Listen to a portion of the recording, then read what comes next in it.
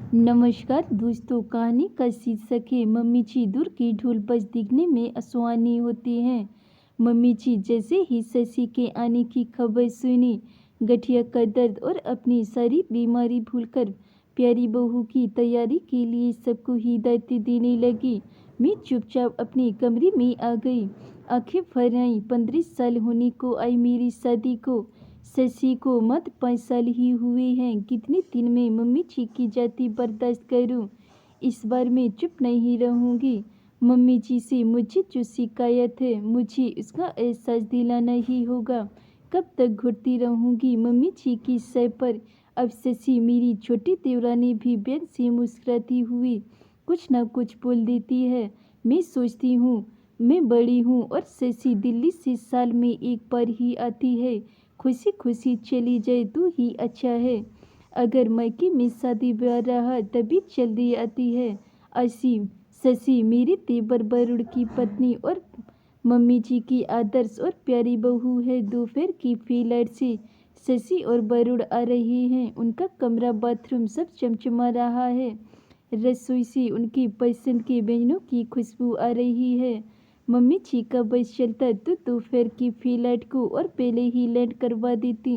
मैं दोनों बच्चों नमन और नेहा को जल्दी से खाना खिला पड़ोस में रहने वाली सहेली मीनू के यहाँ खेलने भेज देती हूँ। शशि बरुड़ आ गए हैं। मम्मी जी उन्हें प्रेम से खाना खिला रही हैं और मैं किचन से गरम गरम फुल्के सेंक रही कर दे रही हूँ। मम्मी जी कहती हैं, शशि बेटा कितनी कमजोर लग रही हो, खाना नहीं खाती ठीक से।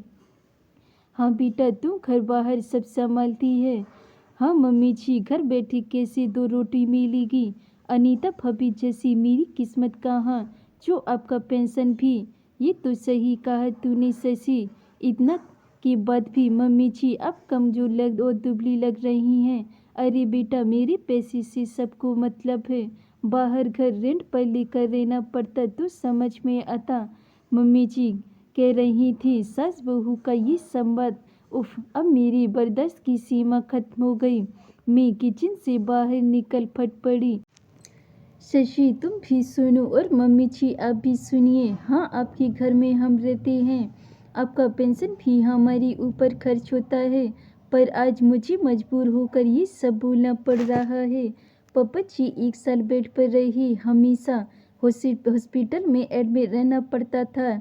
डायलिसिस के लिए सप्ताह में 2 बार 6 महीने तक ले जाना पड़ता था। बच्चों की परवाह किए बिना मैं 7-8 घंटे हॉस्पिटल में रहती, क्योंकि संजय को ऑफिस से छुट्टी नहीं मिलती थी। बरुड़ पढ़ाई कर रहा था, सिनेमा देखने घूमने पति पत्नी साथ जाते हैं, पर 15 साल की शादीशुदा जिंदगी में शायद ही ये पल मुझे नसीब हुआ हो। और शशि हनीमून के लिए सिंगापुर गई। अब कितना खुश हो रही थी। कभी मायके जाना होता मुझे तो घड़ों पानी पड़ जाता आपके ऊपर। रसोई और घर कैसे मेंटेन होगा? 2-4 दिन में ही संजय समझाकर मुझे वापस ले आते। आपके घुटने में रोज दर्दनाशक तेल की मालिश करती हूँ, टाइम से दबा देती हूँ। सुबह उठते ही गर्म पानी और चाय लेकर खड़ी रहती हूँ। आपका बिस्तर ठीक करती हूँ, जो खाने को बोलती हैं तुरंत बना के देती हूँ। और शशि जिस पर आप अपना प्यार लुटाती हैं, मीठी मीठी बातें करती हैं, 2 साड़ी ला कर दे देती हैं और अपना कर्तव्य पूरा कर लेती हैं। मेरे लिए आप तीज में जो साड़ी देती हैं, सर माथे लगा पसंद नहीं आने पर भी पहन लेती हूँ। पर शशि को इतनी महंगी कांजीवरम आपने कितना खुश होकर खरीदा था पहली तीज पर उसने कितनी सफाई से लेने से इनकार कर ऐसे ही दे देने को कहा। तब से शशि को पैसे ही देती हैं। वो साड़ी निधि दीदी को ये कहकर दिया, तेरे लिए लिया है। क्यों मम्मी जी, दूर के ढोल इतने सुहाने हो जाते हैं कि हमारा सब कुछ किया धरा बेकार हो जाता है। आप हमेशा रेंट और पेंशन का ताना देती हैं। माफ़ कीजिएगा, आपके ऊपर कोई खर्च नहीं होता। पिछले महीने सोडियम पोटेशियम की कमी हो गई थी, आपको भी हाइड्रेशन हो गया था। बच्चों की परीक्षा थी, सब छोड़कर 4 दिन हॉस्पिटल में रही। आपके साथ आपका हाथ टूट गया था तो नहाती थी आपको मैं अपने हाथ से खाना खिलाती भी। बात बनाती थी। कोई भी बहू और कौन सी बेटी आई थी आपकी सेवा करने। इतने मेहमान रिश्तेदार आते हैं, उनके यहाँ शादी या मंगनी, सब कुछ हमें देखना है। पता नहीं संजय गए हैं। और मेरी बातें सुनकर मैंने कहा, मम्मी जी कहीं सोचिएगा आपका पेंशन और रेंट लेकर भी कोई आपको करने के लिए तैयार हो तो मैं अपने बच्चों को लेकर चली जाऊंगी। शादी के पहले मैं स्कूल में पढ़ाती थी, पर शादी के बाद ससुर जी की बीमारी और घर की जिम्मेदारी के कारण मुझे नौकरी छोड़नी पड़ी थी। ये तो आपको याद होगा।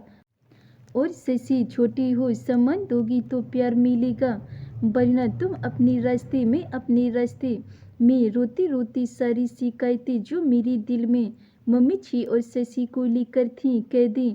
मम्मी जी और शशि को ये उम्मीद नहीं थी, दोनों शौक थे। संजय जबरदस्ती मुझे पकड़कर कमरे में ले गए। मेरी रुलाई देख रुक नहीं रही थी। बच्चे भी आ गए थे खेलकर। घर में अजीब सा सन्नाटा पसरा हुआ था, पर मैं आज बहुत हल्का महसूस कर रही थी। और देवरानी अगली बगली झांकने लगी, कहीं सास को उसे न रखना पड़ न जाए, क्योंकि दूर से प्यार जताने में और पास रखकर खिदमत करने में बहुत फर्क होता है। और हमेशा वही रिश्ते अच्छे लगते हैं जो बस प्यार जता देते हैं और करते कुछ नहीं। और जो दिन रात हमारे लिए करते हैं वो कभी अच्छे नहीं लगते हैं। एक कहावत है ना, दूर की ढोल हमेशा सुहानी होती हैं। सास को भी एहसास हो गया था। धन्यवाद दोस्तों। अगर ये मेरी कहानी आपको पसंद आई हो तो वीडियो को लाइक कमेंट शेयर ज़रूर करें। अगर चैनल पे नए हैं तो चैनल को सब्सक्राइब ज़रूर कर लें। ऐसी ही मिलती रहेगी आपको नई नई कहानियों के साथ। तब तक के लिए बाय बाय।